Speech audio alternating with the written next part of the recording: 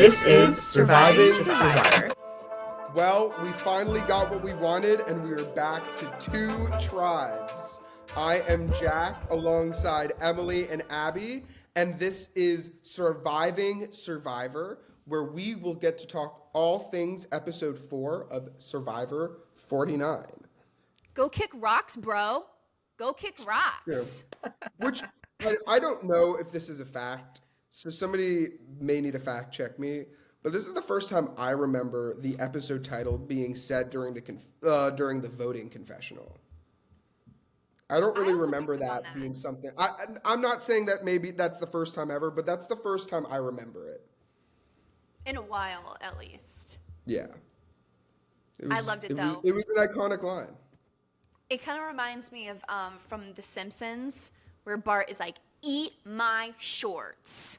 It's the same thing. It's the same thing. And he did kick rocks, bro. He did indeed kick rocks. Rip Matt. Yes. How are you guys feeling about that? I know we were kind of speaking before and saying this was like a meh episode. We got a little bit more insight into now the new dynamics and the new relationships, but I think we should just start there of, you know, Hina and Uli going to tribal for the first time, and it's the same old business for Sophie, unfortunately, but she had some kind of security this time around. I was actually so happy for her. I was like, thank God she's going to be sticking around for another week. So, Abby, let's start with you. How do you feel about Matt going home? I felt vaguely validated because my prediction the morning of, was that the two people who would be in trouble were Jason and Matt. And without knowing what the tribes were, how everything would shake out. So I was very validated.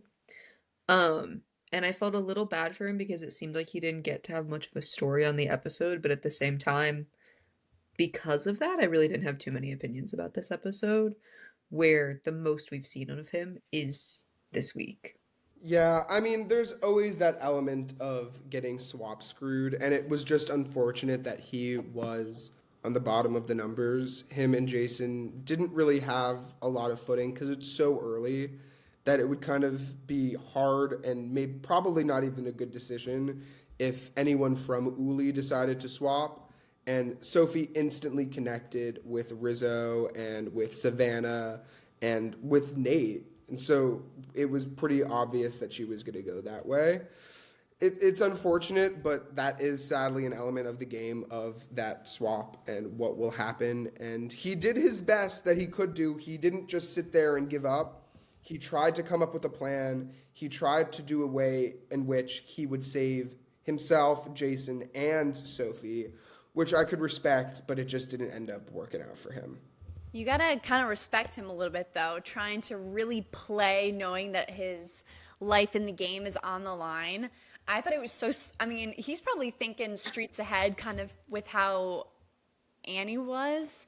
You know, Nate was the leader of Uli, if you really think about it. Maybe Savannah is kind of like hiding behind him a little bit, but he's not wrong. And I think that was smart, but not the right time to say it. If Matt went a different route that I feel like would have been on his side is if he kind of just booted Jason, because Jason didn't really seem to be making that many moves, and even Savannah was like, yeah, he doesn't really want to talk to me or this other person. So but Jason kind of got by with what he said he wanted. He just wanted to be kind of hidden a little bit, not perceived as a target.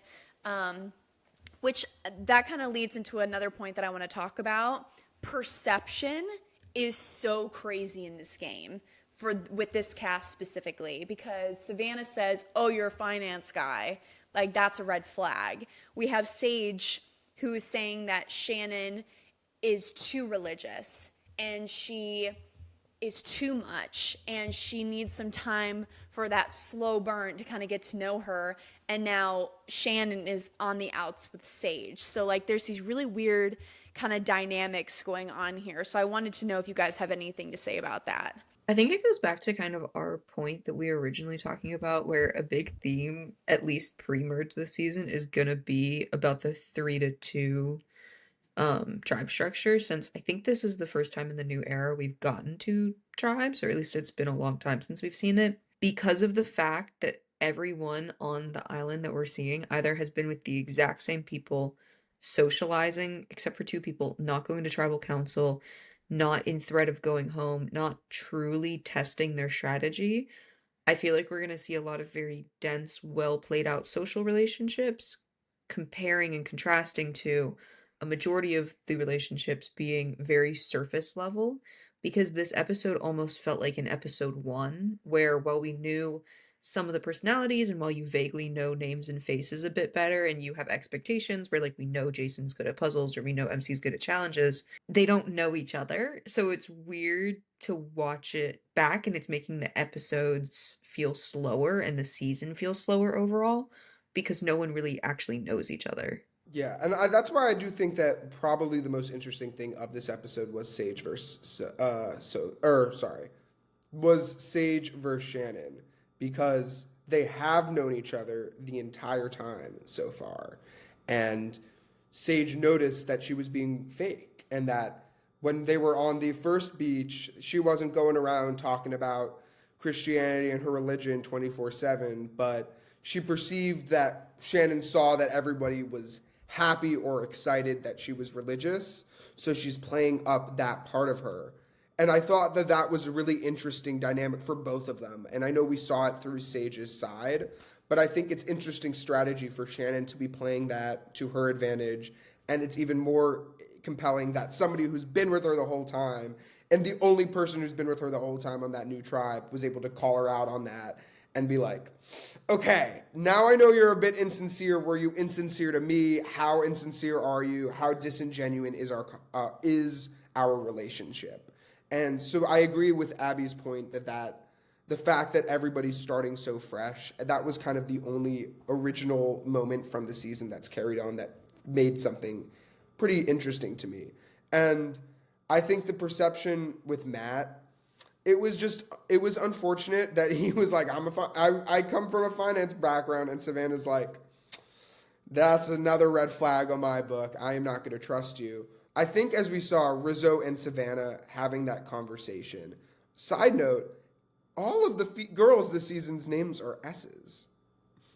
We have Sophie, Savannah, Sage, Shannon. We have so many S's. But Anyway, MC sorry. is still my favorite. Yes. True that. True that. We saw Rizzo and Savannah having that conversation on the hammocks about both of them realizing Jason's probably the better person to get out, but it's that perception thing of they know that the perception is Nate's running everything, and if they play into that, no matter what, they're losing somebody on the other side. It doesn't really matter in their eyes who goes, but if they don't make a stink and they don't try to make any moves and just make this be Nate's move, then their perception's a lot stronger. And I thought that was a really interesting conversation that the two of them had, and I thought that that was more engaging strategy. Matt saying he doesn't care for Sandra's gameplay and then getting eliminated because he was doing the reverse of what Sandra does was kind of another fitting perception of he perceived Sandra's gameplay as not. I don't even know what he just didn't like it. He didn't think it was worth winning. But at the end of the day, especially when you're this early into the season, you can't make the big move. You have to do if it's not me, then I'm happy with it. And that's what Jason did. And Jason got him out. I kind of think it was the opposite. He went home because he was doing that and he was all over the place versus Jason, who was very committed to the fact that he was like, I'm not voting for someone in Hina and I'm going to do this specific move. You can do what you'd like with it. So while like I don't think it's as black and white as like one was a Sandra style and one wasn't, because they probably would have voted based on what they were saying and like how they were talking about it. I really think they would have voted Matt out and that would have been, or would have voted Jason out and that would have been the popular vote if Matt was just quiet. Yeah, I agree. I do think that his strategy of being loud and trying to go for Nate was more what his downfall was. Because if he was loud trying to go for Jason, then I think they would have just listened to him. Because even Rizzo was like, I don't even care what Matt's doing. Matt's go all over the place right now. He's not going to be a problem. But it's the fact he's loud to everyone. Like about like he had so many different ideas continuously because at first it was Sophie and then it was Jason and then it was Nate and then it was back to Jason. And that was the issue is it's like these people are obviously talking and you're telling different people different things, like pulling at straws. No one wants to deal with that because you're still in a tribe setting. Like it's not a threat, but it's also not fun to play with compared to Jason, who's more of a threat for being a number, but A, more beneficial in challenges, and then B, is just kind of like more easy to deal with. He's told you the truth. Yeah. What are your guys' thoughts on his strategy of just telling everyone I'm playing my shot in the dark? Don't put me in any conversations right now. I was kind of hoping that he would play it. I don't know why. I wanted him to play it, but again, I feel like that would have put a spotlight on him that he didn't want in the first place. So I think that's maybe why he pulled back a little bit by not doing it and just kind of playing the smart move and be like, "All right, I'm going to vote for Matt. I'm going to do what is best for my game and move forward, and hopefully the other Hina members will agree." And forgive me if I don't remember, because it's been a couple of weeks. But was Matt in any kind of alliance? I feel like it was Steven, MC, and two other people that were the majority in yellow. I think he had a dude bro thing going with Steven. And I Right. don't know if we saw him in any other relationships because the other difficulty for memory as well is like we only saw snippets of Right. what they thought would be like vital information for the rest of the season.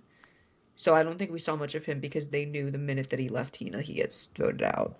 Yeah, we saw him try to make an alliance, and then MC was like, actually, I don't know, and he was the one saying Sophie's name as the option, and MC went to Sophie and was like, hey, Matt's saying your name, and MC was like, I don't trust him, but I think he wanted it to be him, Steven, MC, and Christina. He just doesn't like women named Sophie. I don't know what it is. What did Sophie do to you, my guy? Do you guys want to talk about the new Kelly tribe? First time that they're going home with Flint, that they have an immunity idol, and they got some fruit. Again, Good speaking of old Sophie, she wasn't Alex. too happy about that. Which, by the way, I'm going to say this publicly online, okay? So everyone listen up, okay? Sophie, I know everyone was making fun of you. I know Uncle Jeff was making fun of you. And you know what? They were kind of valid in making fun of you. But listen, as someone who doesn't like fruit, I hate fruit. I have such a hard time eating fruit. The only fruit that I can actually tolerate is avocado, maybe apple if I'm feeling frisky. And then if I'm feeling like really confident, I'll have a tomato. Even though some people think it's a vegetable, I'll have a tomato. But if I saw that, I'd be like, yeah, where's my chicken nugget and fries? Hello? But I know it's nutritional, it's good for you, it's gonna help you in the game, but like, yeah, I would have wanted that. So Sophie, I hear you. I'm on your side. And those are my opinions. Well, and I really like her going against what like the correct rhetorical answer to like worth it is it worth it, guys? That wasn't a sentence, but I really like her going against the rhetorical expected answer. Maybe not the most appropriate time to say it, and really weird to put in the edit. Like it's not that deep, and they made it deep for no reason. Because do you want 100-calorie banana whenever you're starving to death, or do you want 1,000-calorie burger and fries and beer? I know which one we would be picking. So it's like she probably had the popular opinion, but everyone just made fun of her for kind of no reason. But I've never been out in the jungle, with a bunch of strangers competing for my life. So, you know what? It's Yeah. all Any good. sustenance is sustenance, but I get it. I would rather have other sustenance because one of the two things that you can find on an island is fruit. You have your fruit and your fish. And maybe if you want to go crazy, your insects. But I understand where the sentiment's coming from, but I would be happy just to have some food. But to go back to my thoughts on Kelly, I do think that the most interesting aspect is unlike the new Hina tribe with Jason and Matt pretty much being on the bottom and knowing it. I don't know if that's necessarily the case with what we saw so far at Kelly. Sage and Shannon are kind of going at it together. We saw Christina saying how she really likes Shannon, but we didn't see a lot of that strategy. We know that Alex is also in an interesting spot where he can move around right now and be a number. So I am excited to see if they do end up going to tribal, what will happen, because I think that that was a little bit more up in the air with dynamics. Since we know that MC, Christina, Sophie, and Steven will probably not go against each other, it's more of a situation of how will it work out with Sage versus Shannon. And my only thought is about Miss Mother MC, that I am very upset that we're not getting a like strong woman edit for her. I'm hoping that means we're getting more strategy from her, and that's how they're trying to present her like once we merge. But the only reason they won was because she was on that tribe. And she owned that challenge, and she has owned every challenge she's been in. And they were calling Jake a challenge beast, and we've had many a challenge beast in seasons prior. But she is very quietly owning the challenges this season, and I feel like she deserves a lot more love and respect for that. She had them on her back. Well, and then shout out Alex too for letting MC stand on his back. That was really painful to watch. But I agree. I think MC's a total badass, and I'm loving it. I think it's so impressive. Uh, and then the other aspect of this episode, which I'm curious what Emily your thoughts are, and Abby you can speak too, but I know your thoughts already on it. Is Rizzo found his idol, but Savannah and Nate were the people who went to the water well and dug it up for him. And I'm curious what your thoughts are with that whole idol situation. If I was in Riz God's baby's position, okay, just to be technical here, just to use the government name, I would be so ticked. I would be so mad because that's my idol, not yours. I appreciate the help, but that's not your doing. That's for me. But from what we've been saying, Uli and Hina just hate each other because they're both competition beasts, and so now finally they're being put head to head, and now they got to figure it out. And I guess they're really that unity. They're really taking that forward to get them to the merge whenever that's going to happen. And so I feel like there was a mutual agreement and a mutual respect for them to help each other out in those moments. Now I'm just curious if first of all, if Rizgod uses it pre-merge, and if he uses it post-merge, what's that going to look like? You know what I mean? So I don't know how you guys felt about it. Now I feel like I sound a little crazy, but That's almost exactly what I said last night. Because I am, obviously, he's in my draft, and I'm a big RIZGOD fan. But it was an odd moment of like, I feel like you would be grateful to trust people enough to benefit you by finding it for you and giving it to you and helping you, but at the same time it's like that's your moment to shine and yours to deal with. So why are they kind of getting in the And way? if they get caught too, then like I would be like, "What the fuck? You're now telling other people." Uh, I also think it's just to show how much this season hates the Kelly tribe. Is the Kelly had to find their idol by like carrying this whole big ass ball and chain, and Rizzo just had a little key that he needed to walk into the water and open. you just need to go for a swim. Yeah, that's So I crazy. thought that was really funny. My final thought with Uli and Hina not liking each other. They want to be so strong that they're not going to boot out the Kelly originals. So Sophie was brought in. She's now an Uli. Who cares about the blue past? That is her new identity now. Same thing with Alex. He's kind of like, oh, this is my land. Like, I can show you guys around. But, like, it doesn't matter that he was Kelly because someone wants the numbers and they just want to beat the other side. So I think that's going to be really interesting. And I'm going to predict here, which sometimes can bite me in the butt. But I think Sophie and Alex are going to make it to the merge. And I think they are going to make it to the final four, those two, because they're going to use their middle ground, but also like the hatred that the two sides have for each other. They're going to be the numbers. And I feel like at the end of the day, whoever makes more moves, is better in challenges, or just plays the middleman better, is going to ultimately make it to the final three. My guesses are Sophie. I want her to go so badly. I think it would be so cool to see like now that we really know everybody now, I would love to see like a Sophie, Savannah, Rizgod kind of trio.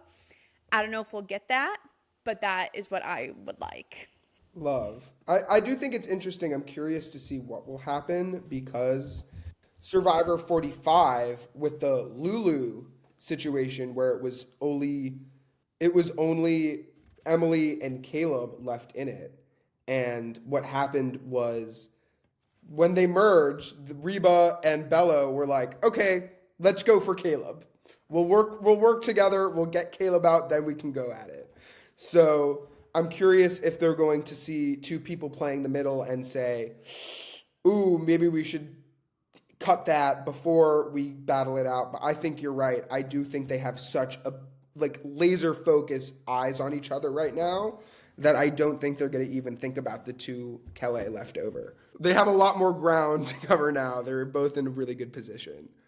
Do you guys have any final thoughts on this episode before we head to the memes? I know this wasn't as long as usual, but it wasn't that big of an episode.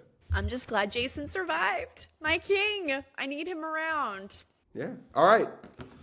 Let's get to the memes. So mine is not necessarily a meme and more of just words that are written that I found funny with no image. There is no image to this meme, so I apologize for not living up. But mine meme is from the amazing Mike Bloom, and it says, Sophie cries out in surprise, "The ocean took my shoe!" Miles away in a hospital in Australia, Jake Latimer comes out of his warging state and smiles.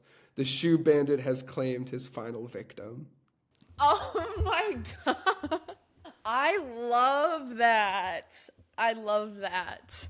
I thought that was so funny. I was like, I know there's no image. This isn't really like necessarily a meme, but it was just so funny to me. I loved it. I think that it's great. We got one final shoe bandit moment and one final way to remember Jake. All right, Abby, I feel like it's only best if you go next. I will also follow mine up with the shoe bandit one, which is the ocean said, "I will be the shoe bandit now." And it's just Jeff Probst. Yeah. I like that. I like that. Okay, mine is not funny. It's not, but Great way to start. Yeah, but it's true. What this person said, and I think this episode is really making me think about, again, perception and how I view things in life and what experiences I've had to then form those opinions on like certain things or whatever. But this is my picture, so you can guys get a good view of that. Working in finance means you're a psychopath. Talking about religion means you're not trustworthy. Further reminding us that Survivor is all about perspective. But That's a good way to wrap it up. Perception, perspective. What was your perspective of this episode of Survivor, episode 4 of Survivor 49? Thank you guys so much for listening. Abby and Emily, thank you all for joining me as always. Speaking of finance, and a lot of people bring comparisons to Wolf of Wall Street, next episode is called I'm a Wolf, Baby. Let's see who the wolf is. We will find out. But until then, thank you guys for listening. Bye.